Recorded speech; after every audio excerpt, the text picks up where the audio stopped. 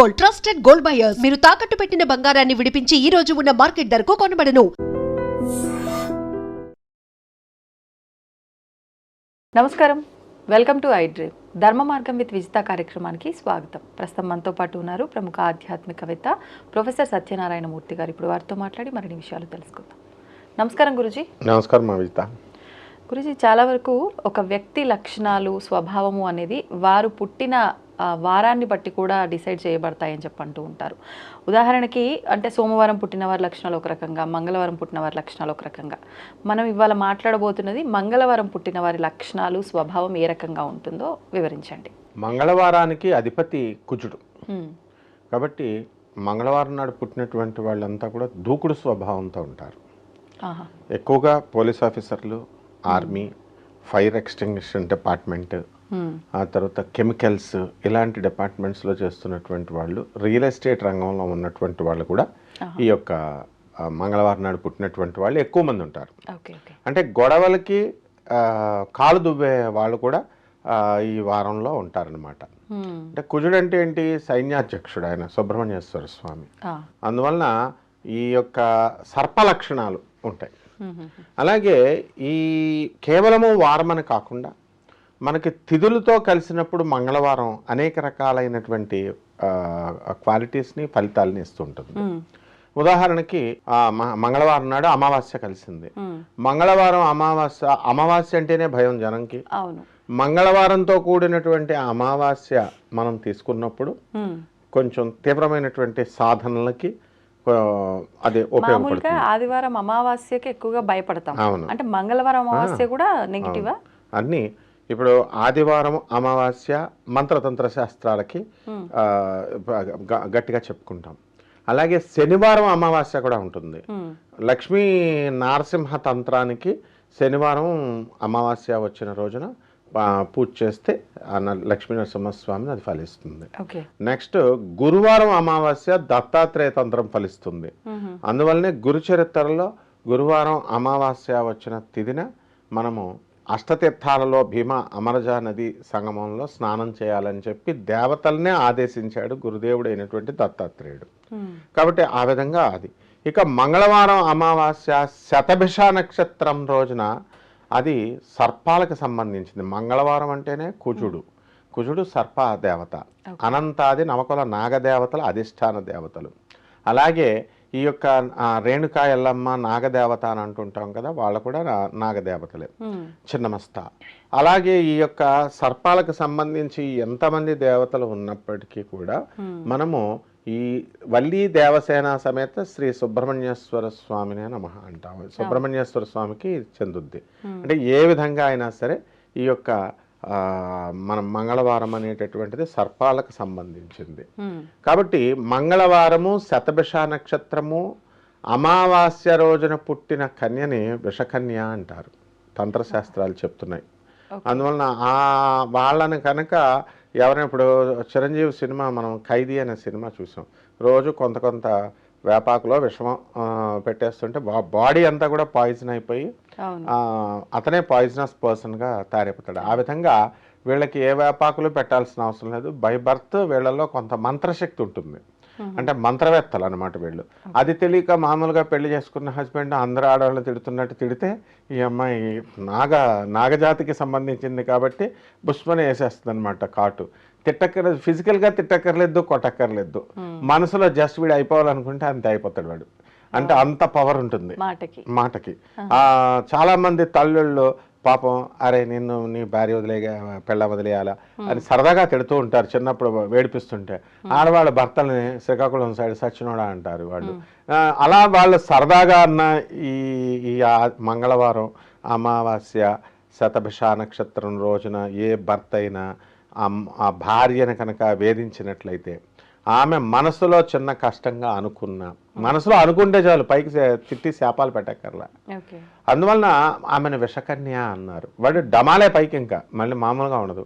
కాబట్టి ఎవరు ఏ నక్షత్రాల్లో పుట్టారో తెలియాలి. కాబట్టి ఈ మగాళ్ళకి వీళ్ళు ఏం చేస్తున్నారంటే రుబాబు చేస్తూ మేమే పెద్ద పొట్టగాళ్ళం అనుకుంటూ వస్తున్నారు. అలాగే ఈ యొక్క గురువారం తర్వాత మనకి అమావాస్య పుష్యమి నక్షత్రం రోజున ఈ 3 నక్షత్రాలు ఈ కాంబినేషన్ ఉండాలి. అలా వీళ్ళు కనుక ఆ తిథుల్లో కనుక పుడితే దేవకన్యగా చెప్పబడింది.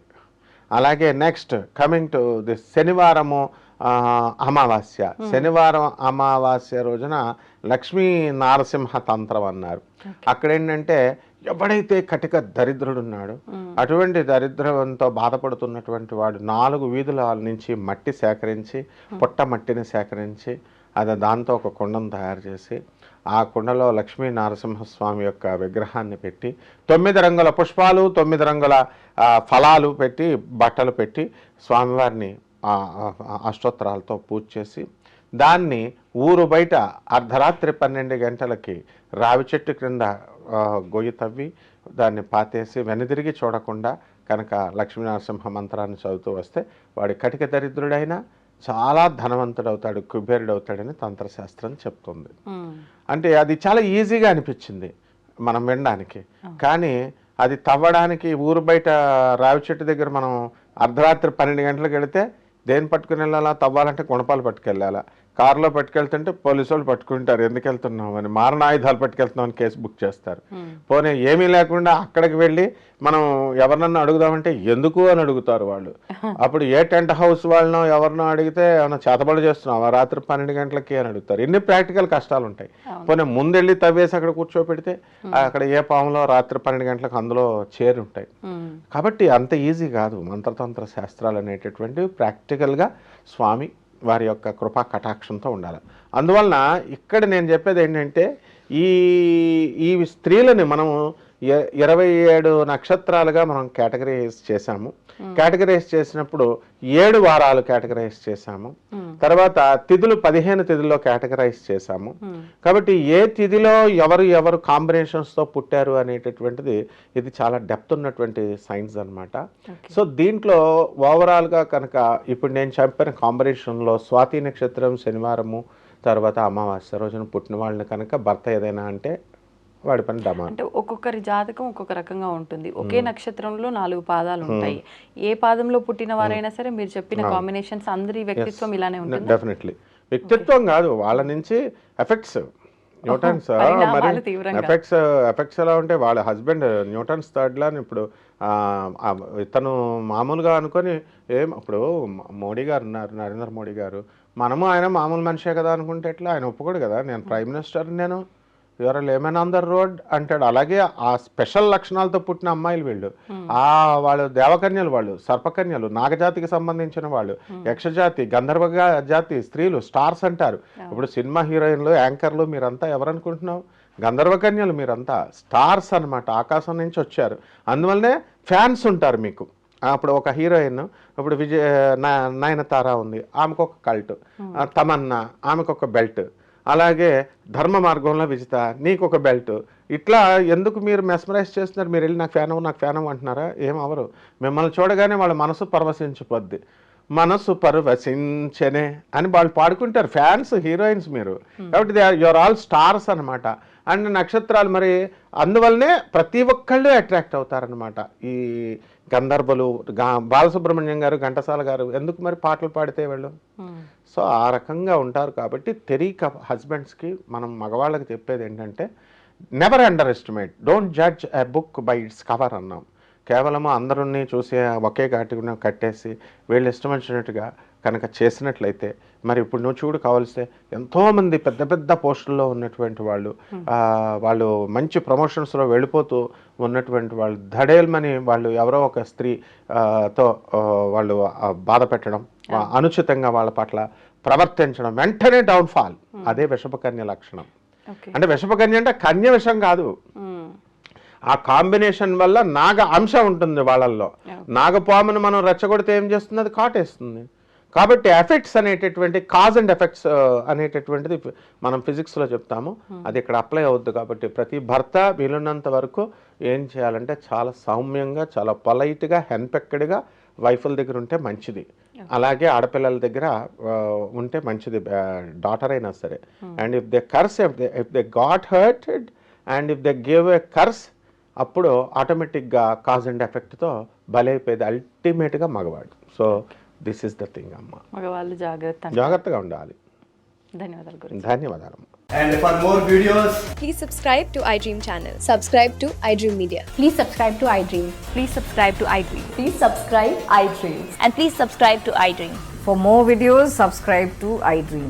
please like, share and subscribe to the channel. Congratulations, iDream. Subscribe to iDream. Subscribe to iDream. So subscribe to iDream Media. iDream ki iDream team andarki huge congratulations. Please subscribe iDream Media. Please subscribe to iDream. Subscribe iDream. Please subscribe to iDream.